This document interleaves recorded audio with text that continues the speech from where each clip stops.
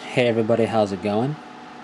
This video is on a topic that I think deserves to be talked about more so because it can help new players as well as players who are having trouble with their armies, and that is letting your own mind undermine your playing. What I mean by that is it's like a mind war or a mind game, but instead of it being between you and your opponent, it's just you against yourself. So, this happens a few ways, but the most common way, and I think a way that everybody can relate to, and privates had happened at some point, is being outnumbered. One thing I will say before we continue is horde armies, which are doing the outnumbering for the most part, aren't immune to this style of undermining your own self.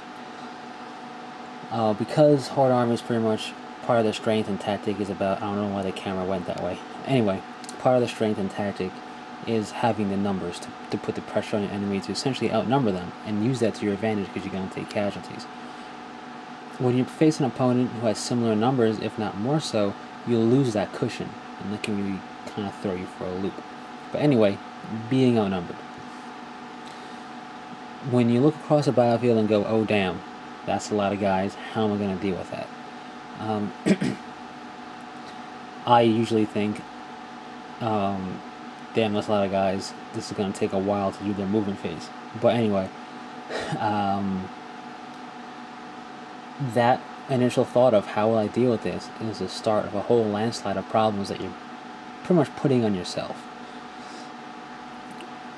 Why? Well, now you're thinking, what am I going to do? There's a lot of guys, there's not a lot of me, I gotta preserve my guys, kill off as many as theirs as possible.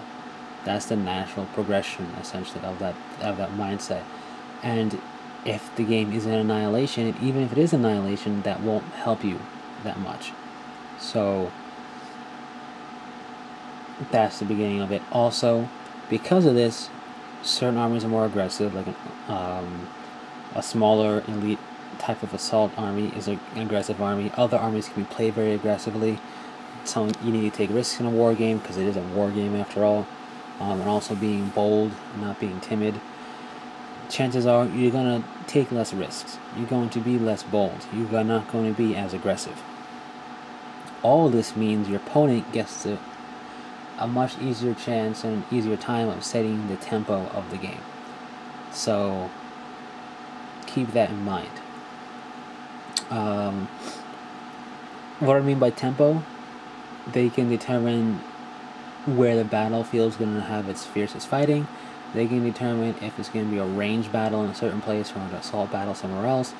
Tempo pretty much means setting the beat of the battle.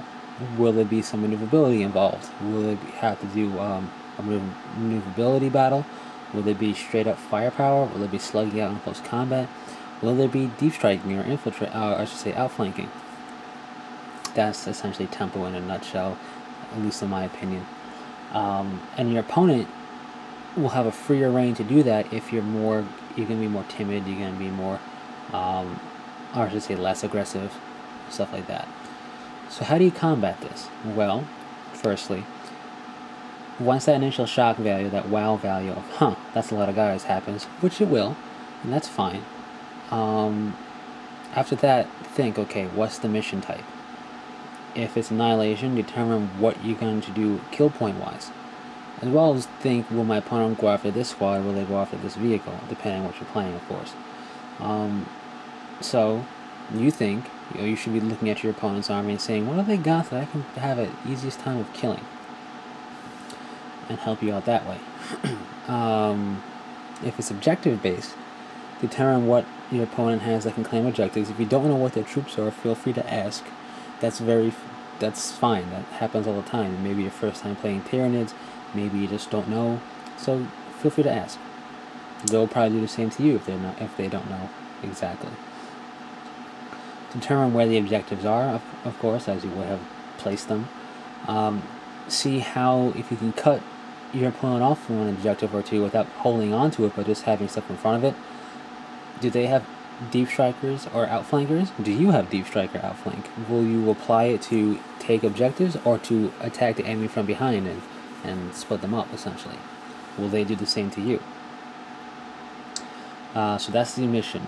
Keep the mission in mind. It's very important in any game, but you can quickly lose that mission type, or I should say, you can quickly lose sight of what the mission is if you're outnumbered and trying to fight for survival instead of fight for mission. It can also happen if it's assault versus assault, but that's a different story. After that, determine what your opponent has that's going to be of the biggest threat to your particular army. If he has a regular land, I mean, this is not so much going to be in a horde army that outnumbers you, but if you're facing down a regular land raider and you don't have that many vehicles or any vehicles at all, it's less of a threat to you than somebody who has a lot of tanks that can be popped by those last cannons. If they're fielding a crusader and you're heavy in infantry, that's more of a threat to you than a standard land raider would be. That's determine the threat to you, and determine what you have that would be the greatest threat to your opponent. And through this, you can pretty much figure out what you're going to go after first, or try to disable first, as well as what your opponent might try to do. And with that comes tempo. You will, hopefully, seeing all this, be able to keep your aggressiveness up there as to normal. Maybe be even a little bit more aggressive in certain cases. You may keep your boldness as well as take the risks you would normally take. With that, the tempo falls out of your opponent's hands and goes back to an even playing field, where he can set some tempo, you can counter it and set your own tempo, like a battle pretty much would be. And in doing this is probably your greatest asset, because you won't be losing sight of the objective. You're setting tempo as well as dealing with your opponent's numbers and possibly getting into your opponent's head at the same time. But that's a topic for a different video. So that's pretty much it. Being outnumbered, it happens. If you play Deathwing or Grey Knights or anything like that, be prepared to essentially always be outnumbered against any type of army. So being outnumbered, it can be daunting at first, but really it doesn't mean you're going to lose. It doesn't mean your opponent's guaranteed to win. It just means the fight is more of a, not so much a last stand, but it can seem more desperate.